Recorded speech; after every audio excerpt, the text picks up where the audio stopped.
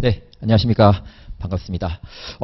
행정법 담당하는 이재준입니다. 일단 우리 합격의 법학원에서는 제가 이제 작년에 처음 오게 됐습니다. 작년 처음 와가지고요. 원래 저는 이제 에듀윌이라고 하는 그 노량진 학원에서 이제 행정법을 강의를 하고 있고, 또 공무원 수험생들과는 굉장히 오랜 수험 시간을 함께 하다가 작년에 좀 운이 좋아가지고 이제 합격의 법학원에 부름을 받아서 같이 함께 하게 되었는데, 일단은 제가 행정사 시험을 처음 강의하는 건 맞아요. 그건 뭐 제가 거짓말할 수는 없으니까요. 그렇지만 행정상 문제, 행정사 문제도 어마어마하게 분석을 많이 한 것도 맞습니다. 둘 다 맞아요. 그래서 제가 수업 때마다 항상 시험에 나오는 포인트 위주로 설명을 드리도록 할 거고요. 참고로 공무원 시험보다 행정사 시험이 훨씬 더 쉽습니다. 그렇기 때문에 제 입장에서는 사실 되게 쉬운 거 가리킨다는 느낌으로 가는 것이기 때문에 여러분들께서 복잡한 이론은 설명하진 않을 거고요. 쉽게 갈 수 있게끔 제가 길을 제시해 드릴 거고, 플러스 다만 요 부분은 좀 어려운 테마들이 있어요. 대체 어려운 테마를 제가 이해를 해서 설명한 부분도 있고요. 요거는 요런 루틴대로 그냥 풉시다 라고 전파해 드린 것도 있을 거거든요. 그 루틴대로만 가져가 주세요. 여러분들 우리 행정사 시험이 고도의 행정법 지식을 요해서 문제를 풀 수 있는 시험이 아니라 기본적으로 요 내용 아는지 모르는지 큰 틀에서 나오는 테마들이기 때문에 여러분들께서 너무 겁먹지 말고 제가 좀 말씀드리는 내용 위주로만 좀 공부하시면 좋을 것 같고요. 그다음에 일단 심화 과정을 진행을 하게 되었는데, 심화 과정은 일단 저는 요약 강의라고 얘기하진 않겠습니다. 제가 기본 강의 들으신 분도 아시겠지만 기본 강의를 들었었던 분들 중에서 제가 아시겠지만 제가 빠져 있었던 부분들이 있거든요. 제가 하지 않고 넘어간 부분들이 있습니다. 그 부분이 어려워서 넘어간 부분도 있고, 플러스 처음부터 끝까지 한 다음에 다시 봐야지 좀 좋은 부분도 있기 때문에 제가 좀 넘긴 부분들을 좀 메어가는 부분으로 이제 진행을 하도록 할 거고요. 물론 요약 강의도 약간 좀 들어가 있기 때문에 종전에 배운 내용이 좀 정리는 되긴 하겠지만, 기본적으로 제 기본 수업을 다 듣고 들으시는 것을 굉장히 추천을 하고 있습니다. 그래서 제가 기본 강의가 처음에 시작되기 전에 인문 특강을 했었거든요.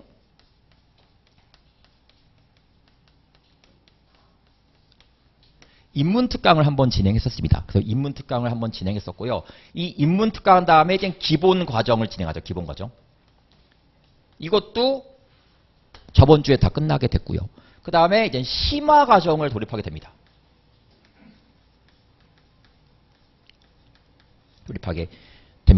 일단 기문 과정은 우리가 행정법을 공부하기 위해서 알아야 될 주요 용어와 체계를 좀 설명하는 구간이라고 생각하시면 될 것 같고요.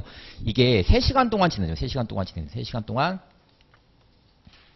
있습니다. 필수 무조건 들으셔야 됩니다. 이걸 들으셔야지만 여러분들이 행정법 나오는 용어를 좀 대충 쓰다듬을 수가 있습니다. 그러니까 제가 예전에 이거 할 때도 설명드렸었지만 지금 공무원 수험가에서도요, 공무원 수험생들 장수생들 되게 많이 있거든요. 장수생 분들이 행정법 임무특강 같은 거 되게 무시하는 경우도 있어요. 나 지금 행정법 몇 번째 듣는 건데 내가 이걸 모를 거 아니야? 근데 제가 막상 이 특강 하고서 얘기 소감 물어보잖아요. 그게 그 뜻이었구나 라고 생각하는 분들이 진짜 많이 있습니다. 그러니까 여러분들이 그냥 막상 문제만 푸는데 막 익숙해지다 보니까 이게 정말 이 내용인지 알고 푸는 사람도 있고 모르고 푸는 사람인데, 알고 푸는 사람이 어쨌든 훨씬 좋은 게 사실이에요. 특히 여러분들은 2차 과목에서 행정법적 지식이 있어야 풀리는 것도 굉장히 많이 있기 때문에 분명히 이 인문과에서 제가 설명해드린 이론을 정확하게 파악을 하시고 공부 시작하시는 게 굉장히 중요합니다. 나는 뭐 3수생인데 5수생인데 중요하지 않습니다.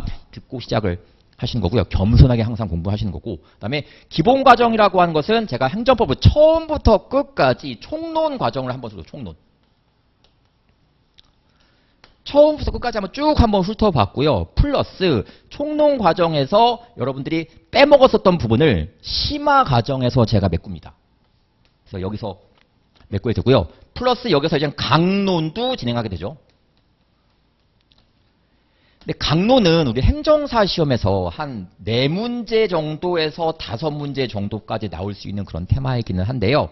사실 약간 좀 그동안 나왔었던 부분 위주에서 나와요. 그래서 평균적으로 한 3문제 정도는 우리가 평상시에 공부한 부분에서 거의 나올 겁니다. 근데 나머지 한 문제 정도는 약간 생소한 데서 나올 수도 있어요. 근데 그런 부분까지 공부하고 싶은 마음은 없습니다. 괜히 그런 부분 공부했다가 오히려 중요한 부분을 놓칠 수가 있기 때문에 중요한 부분을 잘 공부하시고, 한 문제는 저도 모르고 쟤도 모른다 이런 생각으로 가시면은 편하게 공부하실 수가 있으실 겁니다. 그러니까 우리가 한 문제 틀렸다고 우리가 막 공무원 시험은 아니라 우리는 자격증 시험 보기 때문에 뭐 한 문제 틀렸다고 해서 막 좌지우지할 정도의 그렇게 영향력을 미치는 건 아니거든요. 그래서 한 문제 나와서 찍어서 맞히면 땡큐겠고 몰라도 전혀 문제 없게끔 할 수 있게끔 그다음에 이거 몰라도 되게 여러분들 한 최소한 96에서 100점 가까이는 가실 수 있으실 거예요. 그래서 이 정도 96점 정도만 맞아도 여러분들 다른 과목 조금 못 봐도 충분히 다 끌어올릴 수 있는 그런 점수이기 때문에 이 한 문제에 매달릴 필요는 없다고 생각이 들고 있습니다. 그래서 이 문제는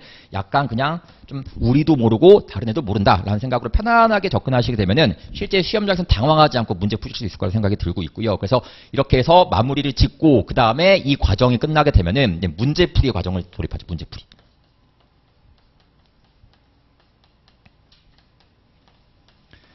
자, 이 문제풀이는 일단 두 단계로 이루어져 있습니다. 첫 번째는 단원별 기출문제. 이때까지 2013년도부터 2024년도까지 봤었던 문제를 단원별로 배치를 해놨어요. 지금 그 문제를 만들고 있는데요. 배치를 해놔가지고 한번 풀어보면서 우리가 다시 공부할 거고 이때 한번 정리가 또 다시 한번 될 겁니다. 기본과정에서 배웠던 내용과 심화과정 배운 내용이 여기서 아마 조합이 잘 되실 거예요. 플러스 단원별 기출문제가 끝난 다음에는 실전 모의고사. 실제 시험과 비슷하게 해가지고 출제를 할 겁니다. 여기서는요, 그동안 우리가 공부했었던 내용도 배우지만 우리가 시험에서는 안 나왔었지만 제가 공무원 수험가 있다 보니까 공무원 시험에서 주구장창 내는 그런 테마들이 몇 가지가 있거든요. 그래서 조금씩 끌고 올 수 있다는 생각이 들고 있기 때문에 거기서 보완시켜 드릴 겁니다. 그래서 제가 중요하진 않지만 행정사에선 조금 등한시되고 있지만 공무원 시험에선 주구장창 출제가 되는 테마들 몇 가지가 있거든요. 그걸 요 시간대에 조금 메꿔가지고 가시게 되면은 최소한 어렵게 나왔을 때 여러분들이 다른 사람보다는 시험 못 볼 일은 절대 없다라는 생각이 들 것 같습니다. 그래서 이렇게 해서 완전히 마무리를 하고 맨 마지막에는 마중물 특강이라고 해가지고요. 마지막까지 중요하게 챙겨야 될 프린트물이라는 뜻이거든요. 또 마중물이 끌어올린다는 느낌도 있습니다. 그래가지고 여러분들이 그동안 배웠었던 것들을 다 한번 끌어 모아가지고 제가 OX로 좀 만든 내용이 있어요. 그거를 보시면은 여러분들이 총정리한 듯한 느낌이 드는 상태에서 가시게 될 거고요. 마중물 특강은 제가 사실 이 학원에서 본격적인 수업을 하기 앞서가지고 작년에 5월 달쯤에 제가 이제 마중물 특강을 한번 이 학원에서 한 적이 있었거든요. 그러니까 본 10월 달에 정식적으로 개강하기 전에 마중물 특강은 제가 한번 진행을 한 적이 있었는데 그때 들었었던 분들이 되게 좋아해 주셨었어요. 아, 이렇게 정리가 돼가지고 가니까 조금 안심이 된다. 행정법 되게 좀 붕든 느낌이었는데 이거 듣고 가니까 좀 안심이 된다 하는 표현들이 되게 많이 있었거든요. 근데 그런 분들은 사실 이 뜻이잖아요. 그동안 공부를 잘 못했는데 그나마 의지가 된다. 이 뜻이겠지만 우리는 그런 느낌이 아니고요. 아, 정리가 된다. 이렇게 하는 가신 겁니다. 아, 정리가 된다는 느낌으로 가져가신 겁니다. 그분들은 그동안 공부가 잘 안 되어서 가지고 그나마 이거라도 보니까 안심된다. 이런 느낌이냐면은 우리는 아, 그동안 배웠던 게 정리가 되어서 자신감이 생긴다. 이런 느낌으로 갈 것이기 때문에 어쨌든 이 과정을 쭉 함께 하시면은 분명히 여러분들 시험에서 행정법 시험에서는 최소한 못 볼 일은 없을 것 같다라는 생각을 제가 확신을 합니다. 그래서 그렇게 진행될 거고요. 그럼 오늘은 심화 과정이니까 다시 처음부터 돌아가가지고 기본적인 내용을 조금 짚어가면서 한번 진행시켜 보도록 하겠습니다. 일단 처음에 내용을 어디를 볼 거냐면은 파트 1번의 행정법 통칙에서 11페이지 내용을 같이 보려고 하는 11페이지 내용을 같이 보도록 하겠습니다. 요 통치행위라고 하는 파트가 등장하죠. 뭐 의도한 건 아니지만 최근에 이 계엄 선포라는 일이 있어가지고 통치행위가 뉴스에서 좀 많이 언급이 되고 있는 건 사실이거든요. 그래서 이 통치행위에 대한 내용을 정확하게 이해를 하고 여러분들께서 공부하시는 게 중요하죠. 일단 통치행위는 누가 하는 행위냐면은 대통령이 하는 행위예요. 대통령이. 근데 대통령이 국민한테 하는 행위들이 되게 많이 있거든요. 많이 있는데 대통령도 잘못하면 충분히 처벌을 받게 될 수 있습니다. 근데 통치 행위는 대통령이 하게 되는 행위로서 사법부가 이 행위를 심사해 주지를 않습니다. 왜? 너무 고도의 정치적 성향을 띠고 있기 때문에.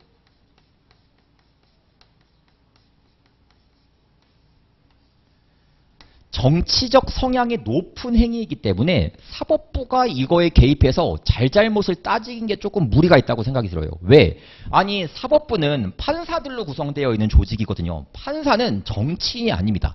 정치인이 아니기 때문에 이런 고도의 정치적 행위까지 내가 나서가지고 잘잘못을 따지는 것은 사실 판사가 정치한다는 오해를 받게 될 수도 있고 이건 상권분리 원칙에 위반된다라고 하는 그런 오해도 살 수가 있기 때문에 고도의 정치적 행위는 사법부가 옳고 그름을 따지지 않겠다라고 얘기를 합니다. 그래서 이번에 윤석열 대통령 측에서 주장하는 게 뭐냐. 내가 한 행위는 통치행위니까 사법부 네가 나서지 마라. 이런 걸 주장하고 있는 것이거든요. 그래서 실제로 판결 중에서 계엄선포행위는 통치행위다라고 하는 판결이 있기도 합니다. 그래서 우리가 통치행위는 고도의 정치적 성향을 띤 행위이기 때문에 얘는 사법부가 개입하지 않는 거구나. 사법심사의 대상에서 제외된다고 얘기하고 있죠. 이게 통치행위입니다. 근데 이 통치행위에 해당하는 예시들과 부정된 예시들이 우리 판례에 나타나고 있었군요. 통치행위로 인정하는 케이스들이 뭐가 있었냐면은 첫 번째가 계엄선포입니다. 대통령이 계엄선포를 하게 되면은 이거는 고도의 통치행위 때문에 사법부가 그거에 대해서 적법하니 미법하니 개입을 못하게 됩니다. 근데 이걸 통치행위를 부정하는 경우가 있는데요. 언제 부정하냐면은 계엄선포는 통치행위가 맞는데 계엄선포의 목적이 국헌을 문란하기 위해서 행사되었다. 국헌은 나라의 헌법을 국헌이라고 하는 건데요. 헌법이 대한민국의 최고의 법이거든요.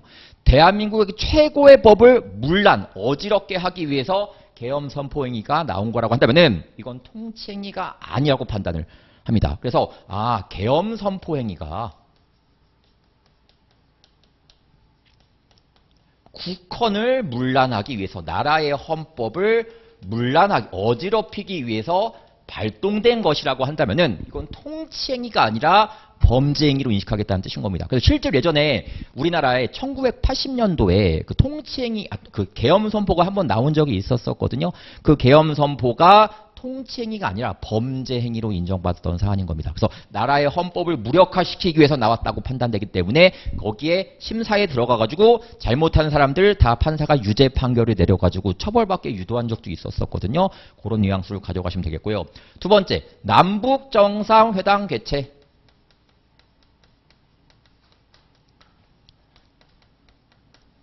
아시겠지만 남한과 북한의 정상, 한국으로 따지게 되면 남한 따지게 되면은 이제 윤 대통령이 되겠고 북한으로 따지게 되면 김정은 국방위원장이 되겠죠. 그들이 모여가지고 이야기 한번 해보는 것을 남북정상회담이라고 얘기하고 있습니다. 남북정상회담은 딱 봐도 아시겠지만 정말 맨날 발생하는 것도 아니라 정말 이례적으로 한번 일어날까 말까 할 그럴 고도의 외교적인 행위거든요. 이거는 통치행위이기 때문에 사법부가 나서가지고 왜 이 과정을 열었냐 안 열었냐 이런 거에 대해서 개입하지 못하는 거구나 라고 얘기하고 있고요. 세 번째, 남북정상회담 개최 과정에서 무슨 일이 발생했었냐면은 북한 측에 뒷돈을 주다가 걸린 적이 있었습니다. 다시 말해서 우리나라 측에서 북한에 조금 잘 보이고 싶어가지고 왜 잘 보이고 싶었냐면은 그 당시에 이제 금강산 관광이라고 해가지고요. 여기 계신 분들은 이제 좀 알고 있으신 분도 있으실 텐데 금강산 관광이라고 해가지고 우리나라에 있는 사람들을 금강산에 좀 관광시키는 그런 사업을 조금 연결시키려고 하는 노력을 펼치고 있었거든요. 그래서 북한 측한테 이 사업권을 따내기 위해서 좀 잘 보이고 싶다 보니까 남북정상회담이 열린다는 것을 계기로 뒤에서 뒷돈 주다가 걸렸었던 정치인들과 기업인들이 몇 명이 있었거든요. 그 기업인들이 한 행위는 이거는 고도의 정치적 행위가 범죄 행위라고 파악을 되었습니다. 그래서 실제 여기에 가담했었던 사람들은 다 감옥 갔었구나라고 얘기를 하고요. 이 과정에서 막 검찰의 압박을 느껴가지고 자살하는 사람도 있었었고 되게 여러 가지 사회적 문제가 발생한 적이 있었거든요. 어쨌든 위에 있는 것은 고도의 정치적인 행위니까 사법심사 대상되지 않는다. 밑에 있는 것들은 고도의 정치적 판단은 아니기 때문에 사법심사 대상이 된다라고 느끼시면 된다는 뜻이겠죠. 조금 더 가보도록 하겠습니다. 자, 이라크 파견 결정이라고 해가지고요. 예전에 미국에서 이라크라고 하는 나라를 침공을 한 적이 있었거든요. 조지 부시라는 대통령이 이라크라는 국가를 한번 침공한 적이 있습니다. 왜 침공한지에 대해서는 뭐 설들이 있기는 한데 뭐 정확하게 막 딱히 막 밝혀진 것은 없긴 해요. 근데 어쨌든 우리나라에서 미국은 우리나라랑 동맹국가거든요. 국가입니다. 그래서 미국에서 한국 측에 요청을 한 거예요. 아니 지금 형제 국가인 미국이 이라크 치니까 니네도 한번 우리 도와줘야 되지 않겠니? 라고 얘기한 겁니다. 뭐 당연한 요구라고 생각됩니다. 반대 상황이라고 해도 그랬을 겁니다. 우리나라가 만약에 전쟁에 처했어. 그러면 미국한테 당연히 도움을 요청했을 것이거든요. 그래서 한 게 당연한 거겠죠. 근데 이 당시 우리나라 대통령이 노무현 대통령이었어요. 노무현 대통령.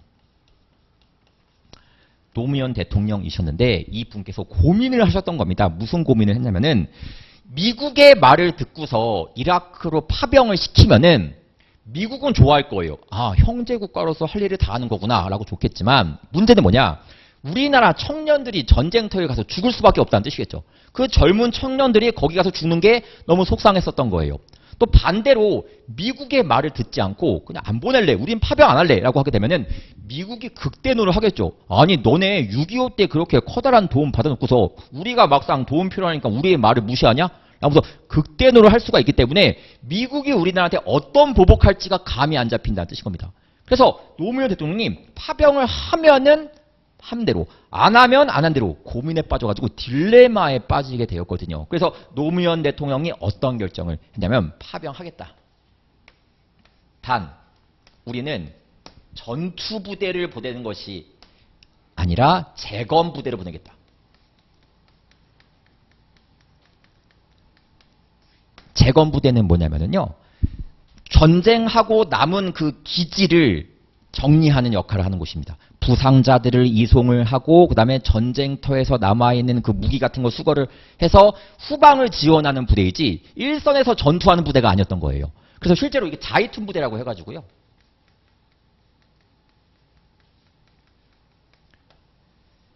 전선에서 총과 칼을 들고 대포 쏘고 싸우는 그런 조직이 아니라 우리나라를 후방에서 서포트하는 그런 부대를 보내가지고 실제로 단 한 명도 돌아가시지 않고 멀쩡하게 다 전원 귀국을 하셨거든요. 하셔가지고 지금 안전하게 다 생활을 하고 계시다고 합니다. 어쨌든 그런 식의 결정이 있습니다. 이거는 이라크 파병 결정은 고도의 정치적 문제이기 때문에 통치행위로 판단되었던 사안이구나 라고 얘기할 수가 있고요. 그 다음에 하나 비교해서 공부하실 게 뭐가 있냐면은 자 한미 연합 군사훈련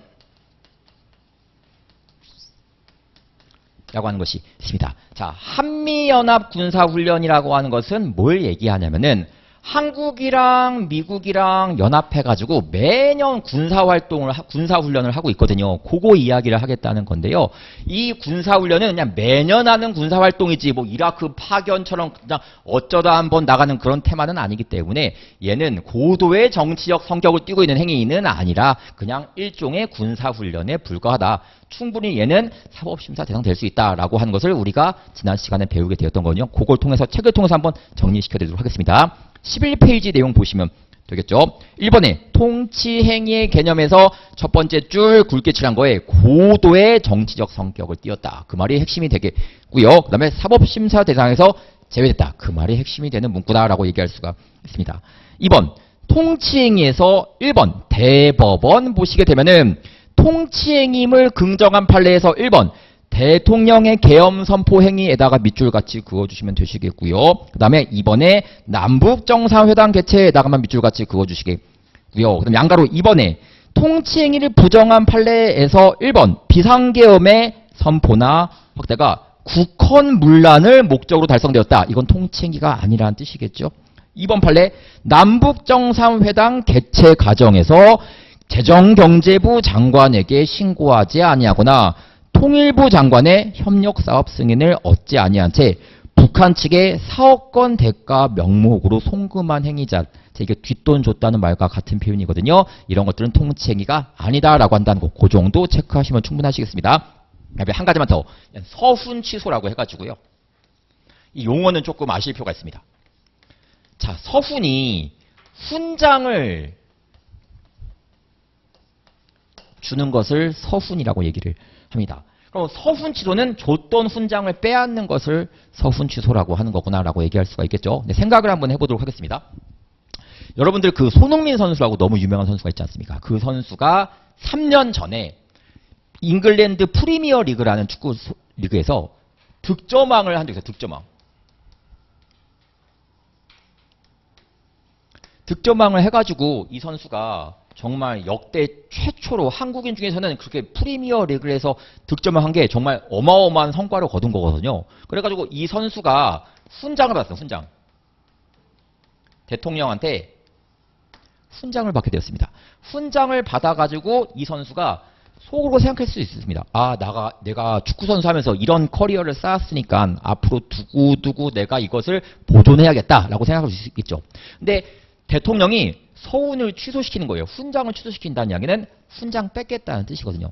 훈장 뺏겼을 때 만약에 이게 통치행위라고 한다면은 사법부가 훈장 뺏긴 거에 대해서 아무런 개입을 하지를 않을 거란 말이겠죠.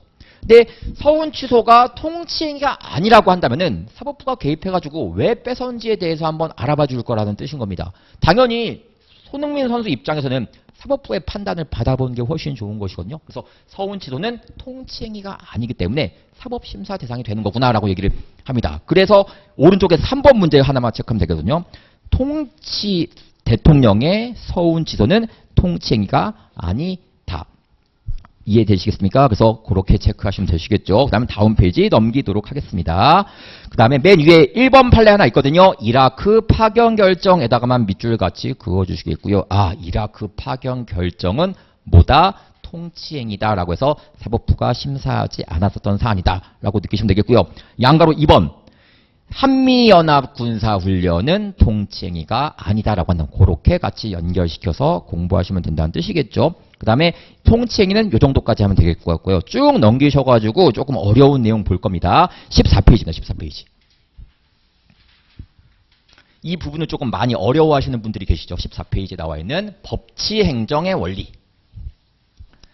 일단 법치행정이라고 하는 게 어떤 걸 얘기하냐. 법대로 하자는 뜻인 겁니다. 반대말이 인치행정이에요. 인치행정. 자, 인치행정은 사람이 알아서 하는 행정을 인치행정이라고 하고 있거든요. 그러니까 이거는 법이 뭐라고 되어 있든지 간에 내 마음대로 할래 라고 거의 왕 같은 존재가 행정을 할 때를 인치행정이라고 얘기를 합니다. 반면에 법치행정이라고 한 것은 법에 정해진 대로 행정을 하겠다는 뜻인 거예요. 당연히 인치행정은 왕권 시대에나 할 수 있었던 행위인 것이지 절대 지금은 행해질 수 없거든요. 그래서 법에 따라서 행정을 해야 되는 거구나 라고 여러분들이 느끼시면 된다는 뜻이겠죠. 그럼 이제 중요한 게 무엇이냐면은 이 법치행정을 구성하고 있는 세 가지 요소들이 있거든요. 이 세 가지 요소가 중요합니다. 첫 번째가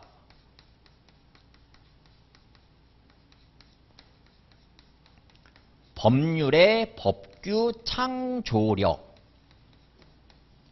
하는 것이 있고요. 두 번째가 법률 유보라고 하는 것이 있습니다. 세 번째가 법률 우위라고 하는 것이 있거든요.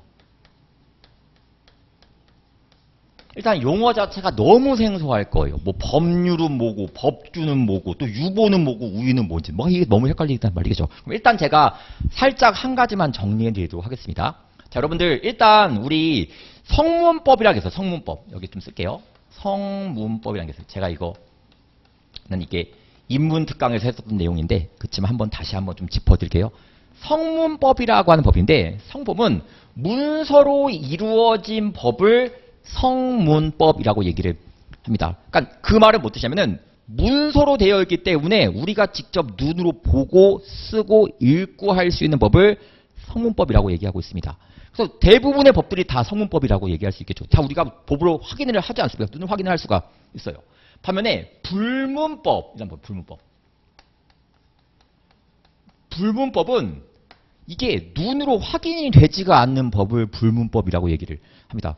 눈으로 확인되지 않는 법도 있나요? 네, 존재합니다. 그래서 여러분들이 눈으로 확인할 수 있는 문서로 되어 있는 법도 있긴 하겠지만 우리가 눈으로 볼 수 없는 문서로 되어 있지 않은 법도 분명히 존재한다고 얘기를 하는 거죠. 그럼 일단 성문법에 대한 이야기부터 한번 해보려고 하는 건데 성법의 종류가 몇 가지가 있거든요. 첫 번째가 헌법이라는 거, 헌법. 두 번째가 법률이라고 하는 법이 있고요. 세 번째가 명령 이런 법이 있고요. 네 번째가 조례 이런 법이 있고 다섯 번째가 규칙 이런 법이 있습니다. 헌법, 법률, 명령, 조례, 규칙 이 다섯 가지 법을 성문법이라고 하는 거구나. 문서로 이루어져 있는 법이기 때문에 직접 우리들이 눈으로 보고 쓰고 읽고 느낄 수 있는 법인 거구나 라고 얘기하고 있습니다. 그럼 제가 이렇게 순서대로 이렇게 세로로 적은 이유가 있는데요. 왜 세로 적었냐면은 헌법이 가장 대한민국에서 힘이 강한 법입니다. 최고의 법이라고 얘기하고 있어요. 헌법은 한자를 한번 뜯어보면은 이름 자체에서 이미 힘이 느껴지거든요. 헌자가 한자로 법헌이라고 하는 한자어고요.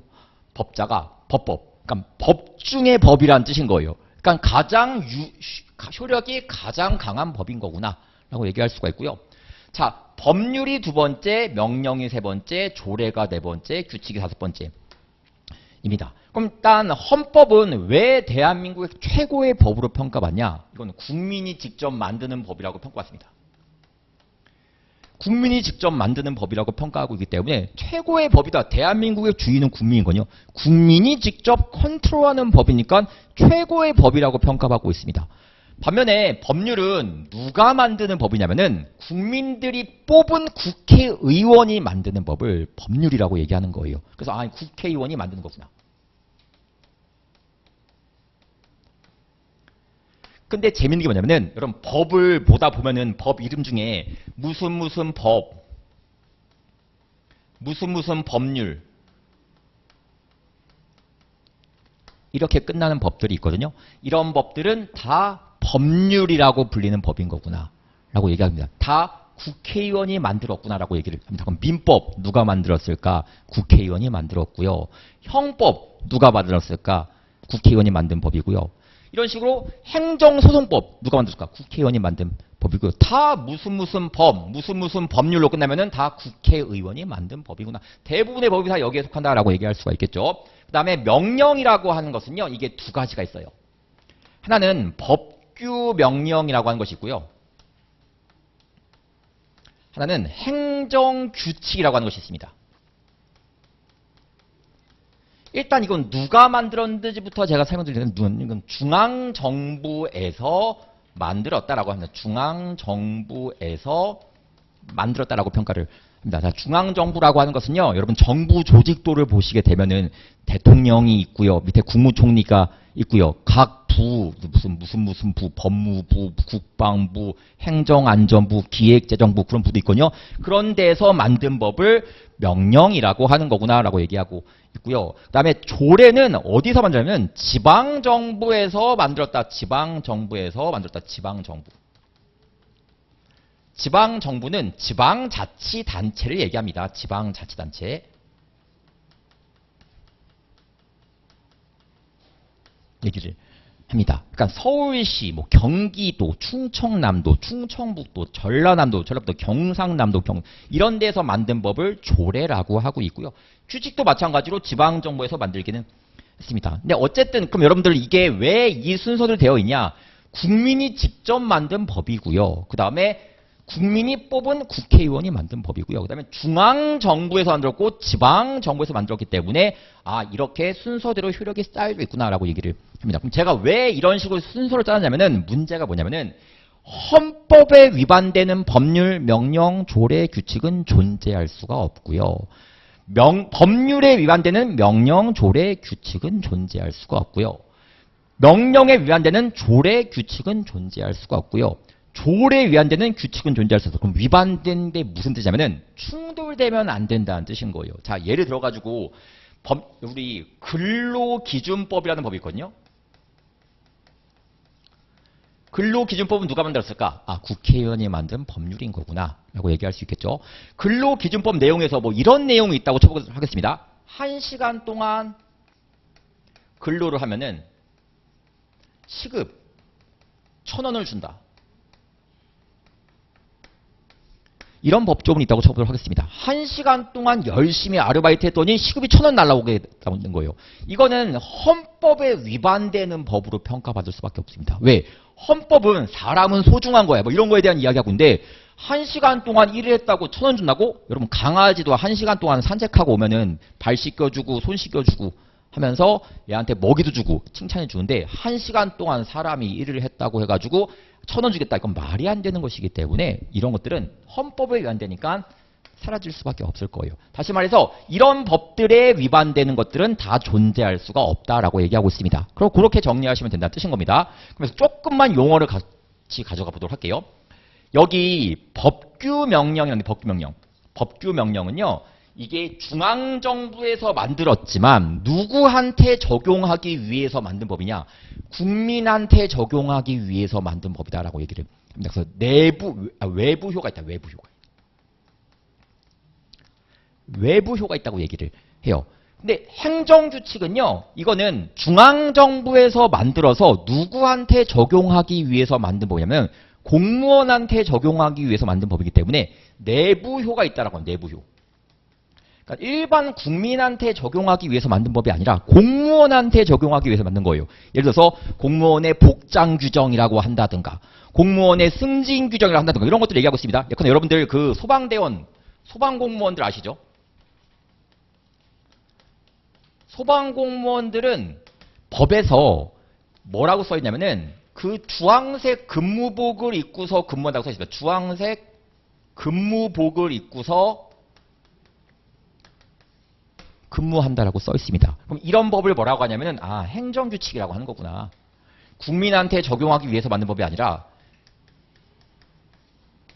공무원한테 적용하기 위해서 만든 법이라는 뜻이거든요. 그래서 이런 걸 행정규칙이라고 얘기를 한다라고 얘기를 합니다. 그래서 그런 거 정리하시면 되시겠고요. 그럼 여기서 이제 용어를 갖고 조금 정리해 볼게요. 우리가 법규라고 하는 용어에서 법규. 법규는 뭘 법규라고 하냐면은 국민한테 적용하기 위해서 만든 법을 법규라고 얘기를 합니다. 그럼 법규는 헌법도 법규고요. 법률도 법규고요. 법규 명령도 법규고요. 조례도 법규고요. 규칙도 법규입니다. 즉 행정규칙을 제외한 나머지 법을 법규라고 얘기를 하는 거예요. 행정규칙은 애초에 공무원한테 적용하기 위해서 만든 법이지 국민이랑 관련성을 띠고 있는 법은 아니거든요. 그래서 행정규칙을 제외한 나머지 성문법을 법규라고 하는 거구나 라고 얘기할 수 있겠고요. 플러스 여기에 법령이라고 하는 법령. 법령이라고 하는 단어는 이거는 법률과 명령 이 두 가지 법을 묶어가지고 법령이라고 얘기를 합니다. 그래서 만약에 법률의 하위 법령 하면은 명령 가리키는 거구나라고 보시면 되고요. 명령의 상위 법령 하면은 법률 가리키는 거구나라고 생각하셔도 상관없습니다. 그런 식의 좀 용어를 그냥 좀 정리. 사실 이게 기본 인문과정 때 했었던 내용이지만 잠깐 그냥 선보인 거니까 좀 정리하면 좋을 것 같습니다. 그럼 제가 이 얘기를 왜 했냐면은 이제 이걸 알아야지만 이 내용을 조금 이해할 수가 있거든요. 그럼 일단 여러분 생각해 보겠습니다. 그럼 이제 이 용어가 좀 보이실 수가 있으실 거예요. 처음에 법치주의의 첫 번째 원칙이 법률의 법규 창조력이라고 하는 용어가 등장을 하거든요. 그럼 법규라고 하는 것은 뭐였는데 국민한테 적용하기 위한 성문법을 법규라고 얘기를 하지 않습니까? 그럼 그 법규를 만들어내는 것은 어디서 만들어낸 거냐? 법률로 만들어낸 게 가장 좋다는 뜻인 거예요. 쉽게 말하면 국민한테 적용되기 위한 성문법은 법률로 만드는 게 좋다는 뜻인 거예요. 왜? 법률은 국회의원이 직접 국민한테 적용하기 위해서 만든 법이니까. 국회의원 누가 뽑았는데? 국민이 뽑았으니까 국민이 뽑은 국회의원이 국한테 적용될 법을 만드는 게 가장 좋다라고 하는 것을 법률의 법규 창조력이라고 얘기하고 있습니다. 그래서 원칙적으로 법규는 법률에 의해서 만들어내는 게 가장 좋은 것이다. 즉 국민한테 적용되는 법은 법률로 만들어내는 게 가장 좋은 것이다 라고 하는 것을 법률의 법규 창조력이라고 얘기하고 있습니다. 그거 내용 책을 통해서 한번 살펴보려고 하거든요. 자, 14페이지 보고 있고요. 이번에 이제 법치 행정의 내용이라고 해가지고요. 밑에 1번 법률의 법규 창조력 제목에다가만 밑줄 같이 한 번만 그어주시겠고요. 제가 첫 번째 줄부터 한번 읽어보겠습니다. 법률의 법규 창조력이란 국민의 권리 의무에 관한 규율을 하는 법규의 정립은 법규를 만드는 것은 원칙상 국민을 대표하는 의회가 국회를 의회라고 하는 겁니다. 의회에 의해서 해야 한다는 원칙을 말한다. 국회의원에 의해서 직접 만들어져야 한다는 원칙을 말하는 거구나라고 얘기하고 있습니다. 두 번째, 이제 법률 유보라고 하는 게 뭐가 유보? 자, 유보는요, 우리가 미루다는 뜻을 담고도 있어요. 미루다. 답변을 유보할게, 답변을 잠깐 남겨두다. 이런 뜻도 있겠지만, 여기서 유보는 근거라는 뜻이에요. 근거라는 뜻으로 쓰이고 있습니다. 이게 뭔 뜻인 거냐면은, 자, 여러분들 이거 볼게요.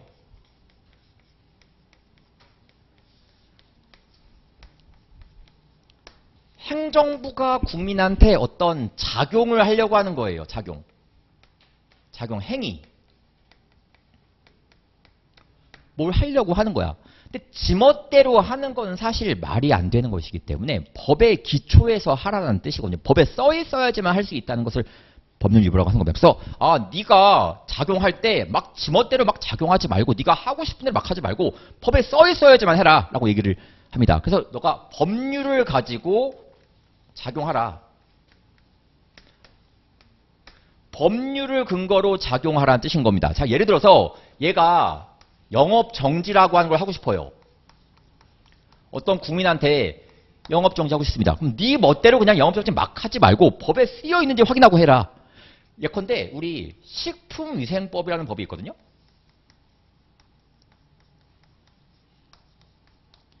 오늘이 2일이니까 예컨대 그냥 12조라고 치겠습니다. 요걸 근거로 작용하자라고 얘기하겠다는 뜻이겠고요. 또 여러분들 그 면허정지 이런 게 있습니다. 면허정지도 네 멋대로 하지 말고 법에 쓰여있는 거 확인하고 해라. 도로교통법이라는 법이 있습니다.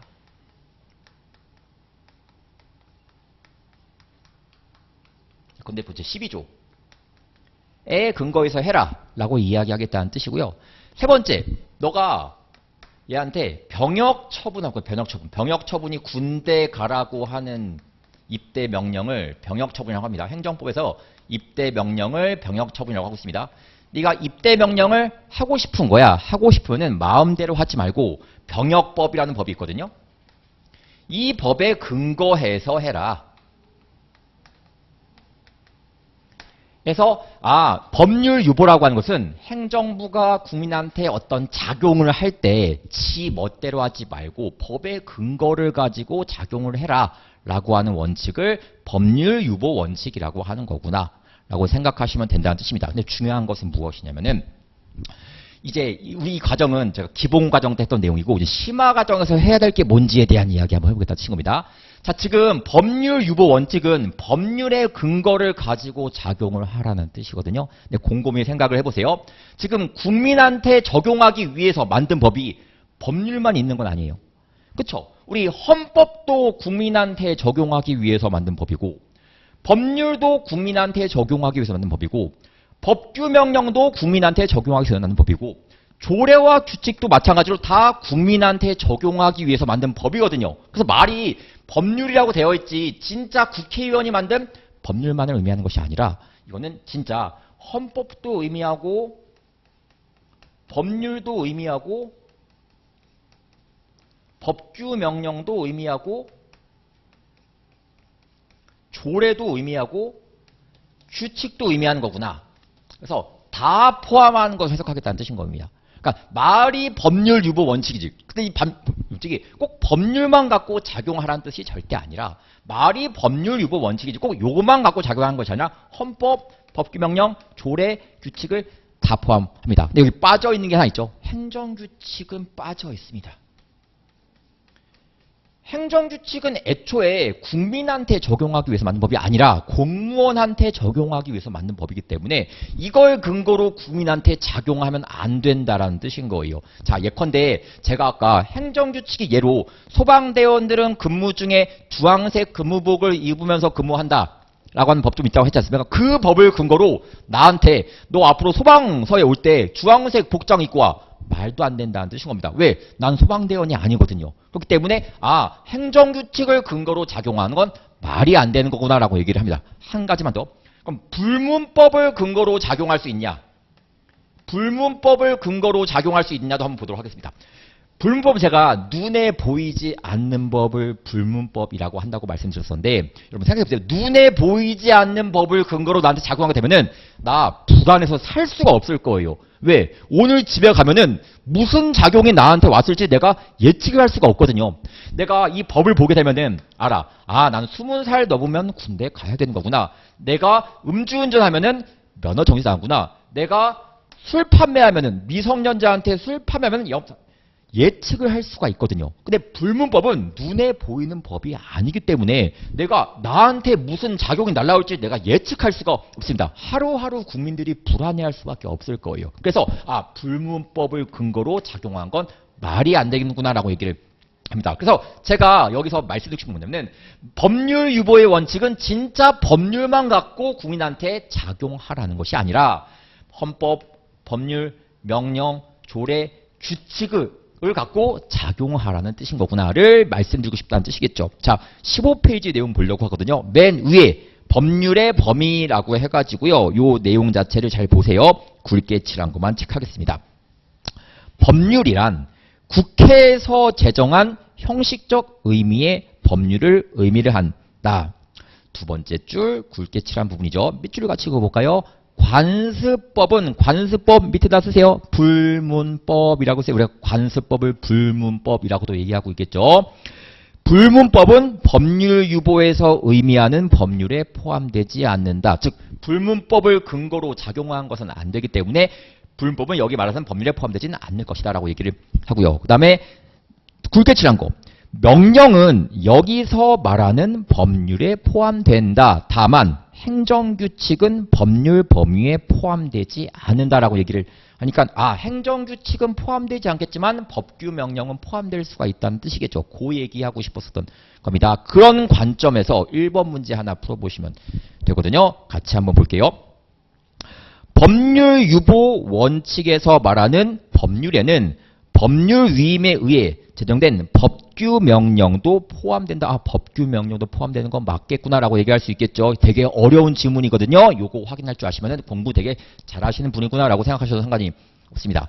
그럼 이제 두 번째는 뭐냐면은 여기서 법률 유보 원칙은 법률의 근거를 가지고 작용하라는 뜻이거든요. 근데 꼭 이 법률만 갖고 의미하는 건 아니겠지만 어쨌든 법률 근거로 작용하는 뜻인 겁니다. 그럼 법률 우위의 원칙은 우위는 이렇게 설명했습니다.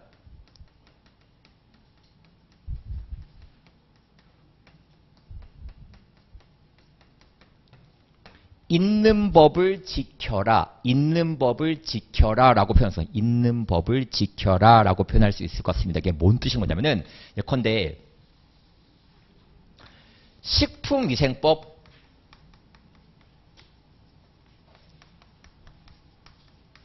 제12조 즉 국회의원이 만든 12조 1항에서 이런 법조문이 있다고 치겠습니다. 미성년자한테 술을 판매하면은 영업정지 1개월에서 3개월까지 범위 내에서 할 수가 있다라는 법이 있다고 생각합니다. 미성년자한테 술을 판매하게 되면은 영업정지를 1에서 3개월까지 할 수 있다라는 법이 있다고 쳐보도록 하겠습니다. 자, 그러면 여기서 행정부가 국민한테 이 식품위생법, 제가 편의상 이거 동그라미 하겠습니다. 이 동그라미 법에 근거해가지고요. 영업정지 하는 거예요. 지금 이 모습은 법률 유보의 원칙이 지켜지고 있는 모습이다 라고 얘기할 수 있습니다. 법의 근거를 가지고 행해지고 있거든요. 근데 문제는 뭐냐, 법률 우위는 있는 법을 지켜가면서 하라는 뜻이거든요. 여기 분명히 법에서 1개월에서 3개월까지 할 수 있지 않습니까? 1개월에서 3개월까지 해야 된다. 이게 법률 유보 원칙이 지켜지고 있는 모습인 겁니다. 다시 말해서 법률 우위 원칙이 지켜지고, 그러니까 법적 근거를 가지고 작용해. 거기까지가 법률 유보. 근데 법적 근거 갖고 작용하는 것만 가면 부족하고 그 법을 지키면서 해. 법률 우위라고 얘기를 하는 겁니다. 다시 말해서 1개월, 2개월, 3개월은 할 수가 있어요. 4개월 하게 되잖아요. 법률 우위 원칙에 위반되었다라고 평가를 받습니다. 다시 말해서 이게 연동되는 개념인 거예요. 이게 하나하나가 떨어져 보이지만 다 연동되는 개념이거든요. 뭔 뜻이냐? 처음에 국민한테 적용되기 위한 법은 법률을 만들어라. 그렇죠? 그 만든 법률이 있으면은 그 법률 갖고 작용을 해라. 작용할 때 이 법적 근거만 갖고 하는 것건 부족하고 이 법을 지켜가면서 해라 라고 하는 것이 법률 우위. 그러니까 세 개가 연동되는 개념인 거구나 라고 얘기를 한다는 뜻이겠죠. 그러면 조금만 더 가보도록 하겠습니다. 역시 이것도 설명 위주로 한번 가볼게요. 제가 아까 법률을 근거로 작용할 수도 있다고 하지 않습니까? 그렇죠? 그러면 헌법을 근거로 작용도 가능하죠. 법규 명령을 근거로 작용하는 것도 가능하죠. 조례를 근거로 작용하는 것도 가능하죠. 그 다음에 규칙을 근거로 작용하는 거 가능하니까 법률도 지키면서 작용해야 되겠고 법규 명령도 지키면서 작용하고 헌법도 지키면서 작용하고 조례도 지키면서 작용하고 규칙도 지키면서 작용해야 되는 거구나. 다시 말해서 여기 나와 있는 법률 유의는 법률만을 지키자고 하는 것이 아니라 헌법도 지키고요. 법률도 지키고요. 그 다음에 법규 명령도 지키고요. 그 다음에 조례도 지키고요. 규칙도 지키자는 뜻인 거구나 라고 얘기를 합니다. 어쨌든 이 법을 근거로 니네들이 작용할 수 있기 때문에 이거 지키면서 해라 라고 하는 것이 법률 우위 원칙인 겁니다. 조금만 더 가보세요. 행정규칙은 애초에 행정규칙을 근거로 작용하지 못하니까 행정규칙을 지키면서 뭐 근거 작용할 수 있는 이런 아니니까 행정규칙은 빠지는 거구나. 그러니까 여기까지는 여구랑 똑같습니다. 법률 유보할 때 근거법 지키면서 해라라고 하는 것이 법률 우위예요. 근데 여기 한 가지가 더 포함이 되는 게 여기서의 쟁점이거든요. 자, 불문법이요. 이제 행정법을 앞부분 배우신 분들 아시겠지만 우리 불문법 지켜줘야 되는 거 맞잖아요. 눈에 보이지 않더라도 그러니까 이게 불문법을 근거로 작용할 수는 없어요. 없지만 성문법을 근거로 작용하되 눈에 보이지 않는 불문법도 지켜줘야 되는 것은 맞거든요. 비례 원칙, 평등의 원칙, 신뢰보 원칙 지켜주는 것은 맞습니다. 그래서 여기서 법률 우위 원칙에서 말하는 법률에는 헌법, 법률, 법규명령, 조례, 규칙을 다 포함하면서 거기다가 눈에 보이지 않는 법도 지켜줄 필요는 있는 것이기 때문에 불문법까지 포함하는 거구나라고 얘기를 합니다. 제가 이거 왜 심화과정 때 얘기한지 좀 눈에 들어오시겠습니까? 왜? 제가 첫날부터 아마 이런 내용 했으면은 뭔 소리인지 하나도 못 알았을 건데 이거 불문법을 이제 배웠으니까 이게 뭔지 알다 보니까 이게 눈에 들어올 수밖에 없거든요. 그래서 제가 심화과정 때 한 이유가 여기에 있는 거거든요. 책 같이 보도록 하겠습니다. 14페이지 같이 보려고 하는 건데요. 이번에 법률 우위의 원칙에서 밑에 양가로 이번에 법률의 범위를 같이 한번 살펴보겠습니다. 범위. 여기서의 법률에는 헌법, 법률, 명령, 자치법규 위에다가 써주세요. 조례와 규칙. 조례와 규칙을 자치법규라고 하는 조례와 규칙을 자치법규라고 하고 있습니다.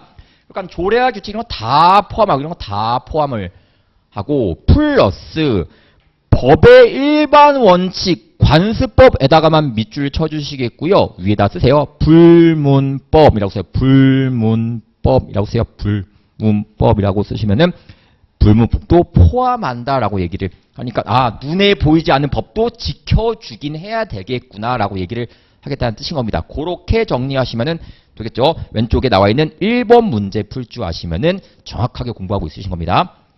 법률 우위의 원칙에서 말하는 법률은 국회가 제정한 형식적 의미의 법률만을 의미한다. 아니죠. 국회의원이 말하는 법률만 의미하는 것이 아니라 헌법, 이런 거 다 포함하는 것이기 때문에 들린 지문이구나라고 얘기할 수 있겠죠. 그 정도 풀 줄 아시면 되시겠죠.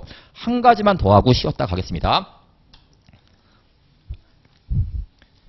법률 유보에서 한 가지 추가시킬 게 있어가지고 그거 좀 얘기해 볼게요. 자, 이제 행정부가 국민한테 작용할 때 네 멋대로 작용하지 말고 법률에 근거해서 작용할 수도 있고요. 혹은 법규 명령에 근거해서 작용할 수도 있고요. 혹은 조례에 근거해서 작용할 수도 있고요. 혹은 규칙에 근거해서 작용할 수도 있습니다. 그럼 언제 이걸 근거로 작용하냐? 언제 이걸 근거로 작용하냐에 대한 이야기예요. 이 학설이 본질성설이라고 하는 학설, 이건 본질성설. 이 본질성설이라고 하는 학설이요. 이게 통설과 판례, 다수설과 판례가 지지하고 있는 학설입니다. 그럼 이걸 뭘 본질성설이라고 하는 거냐면 그거에 대한 설명할 건데, 자, 이 작용이 국민의 기본권과 밀접한 관련이 있는 거예요. 국민의 권리와 밀접한 관련이 있는 거래. 그러면은 이런 것들은 법률에서 규정을 일단 해주고 그 법을 근거로 작용할 수가 있다라고 얘기를 하는 겁니다. 뜻인 거예요. 반면에 국민의 기본권과는 덜 관련이 있대. 이 작용이 국민의 기본권과 덜 관련이 있대요. 그럼 꼭 법률에 근거해서 작용을 할 수도 있겠고, 법규 명령에 규정을 둬서 국민한테 작용할 수도 있고, 그 다음에 조례에 규정해서 작용할 수도 있고, 그 다음에 규칙에 근거해서 작용할 수도 있다라고 평가를 합니다. 다시 말해서 이 작용이 국민한테 기본권에 밀접한 연관이 있으면은 반드시 그 사항은 법률로 정해줘야 되고요. 그 정해진 법에 따라 가지고 작용할 수가 있다는 뜻이겠고요. 근데 국민의 기본권과는 별로 관련이 없대. 그러면은 당연히 법률의 규정에서 작용해도 당연히 괜찮고, 혹은 이런데 규정해서 작용해도 괜찮다라고 하는 것이 바로 본질성설이라고 하는 것이거든요. 그래서 국민의 기본권과의 관련성을 갖고서 판단하는 거구나라고 얘기를 합니다. 그래서 조금 여기에 해당하는 게 뭐가 있는지에 대한 이야기가 시험에서의 포인트거든요. 딱 두 가지만 정리하시면 충분합니다. 첫 번째, 병의 복무 기간.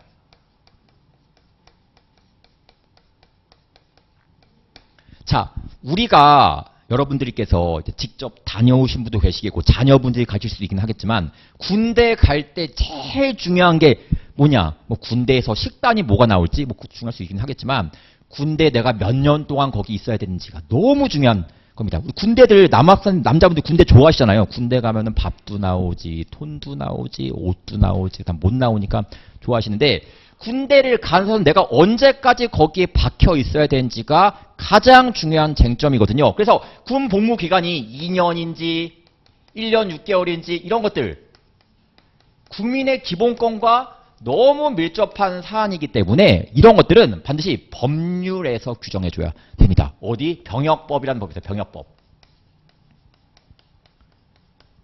이거 국회의원이 만든 법이겠죠. 병역법에 근거해서 작용해줘야 될 필요가 있습니다. 그래서 실제로 여러분들이 병무청장한테 입대 명령 받게 되었을 때 병역법에 근거해가지고 입대 명령을 받으셨을 겁니다. 그런 뉘앙스를 가지면 된다는 뜻이죠. 두 번째, TV 수신료.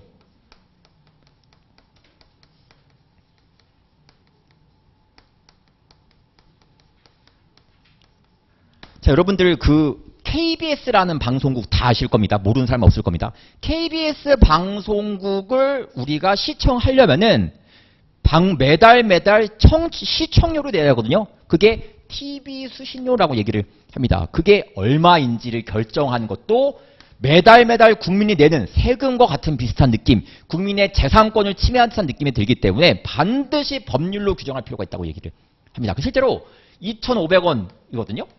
우리 2,500원에 매달 내고 있습니다. 이거는 방송법이라고 하는 국회의원이 만든 법에서 규정하고 있고요. 그 법에 근거해서 2,500원씩 내라라고 얘기를 하고 있습니다. 그런 뉘앙스인 거고요. 반면에 기본권과 덜 관련 있는 거 딱 한 가지만 기억하면 돼요. 딱 한 가지만 기억하시면 충분합니다. 뭐가 있냐면요. 자, 생각해 보세요. TV 수신료 금액 결정하는 건 너무 중요한 거예요. 2,500원 내야 되는 것인지 1,500원 내야 되는 것인지 2,000원 내야 되는지는 너무 중요한 사안이겠지만 누가 그걸 거두어 갈지는 그렇게 중요한 건 아닙니다. 내가 2,500원 빼앗긴다는 그 내용이 나한테 중요한 거지 누가 그 한국전력공사에서 가져갈지 KBS가 가져갈지는 그렇게 중요한 건 아니기 때문에 그런 것들은 꼭 법률에서 규정할 필요는 없다라고 얘기를 해요. 참고로 여러분들 요거 뭐라고 하냐면 의회유보 사항이라고 합니다. 의회유보 사항. 의회유보 사항은 법률로만 규정돼야 될 사항인 거구나라고 얘기를 한다는 뜻이겠죠. 절대 법규명령 조례 규칙에서 정하면 안 되는 사항을 의회유보 사항이라고 하는 거구나라고 합니다. 여기까지 책 보시면서 정리하고 쉬었다 진행하겠습니다. 15페이지 내용을 보고 있고요. 표 밑에 중요사항 유보설, 본질성설이라고 나와 있는 거 보이실 수 있으실 겁니다. 그 다음에 동그라미 2번만 체크하시면 되겠습니다. 의회 유보사항은, 중요 유보사항은, 의회 유보설과 관련이 있다. 두 번째 굵게 칠한 거. 의회 유보설이란, 밑줄이요. 국민에게 중요한 사항이 국민의 기본권과 밀접한 관련이 있는 사항을 국민에게 중요한 사항이라고 하는 겁니다. 반드시 입법자가 국회의원을 가리킨 거죠. 국회의원이 직접 법률로 정하도록 하여야 하므로 행정입법의 위임을 금지시키고 행정입법으로 만들려고 하는 것을 금지시키고 있고 행정입법이 법규명령 조례 규칙을 행정입법으로 하죠. 덜 중요한 사항은 행정입법에도 위임이 가능하다는 이론이다. 행정입법으로 만들어도 괜찮다는 이론이다. 오른쪽 2번 문제 하나 펼쳐하시면 되거든요. 20년 행정사 시험에서 많이 틀렸었던 지문이기도 합니다. 2번 법률 유보 범위와 관련해서 본질성설에 따르는 경우 행정입법의 위임은 금지된다. 행정입법으로 만들어도 괜찮거든요. 중요한 거는 법률로 만들겠지만 덜 중요한 것은 행정입법으로도 만들 수가 있으니까 틀린 내용이다라고 얘기를 하겠죠. 다음 페이지 보겠습니다.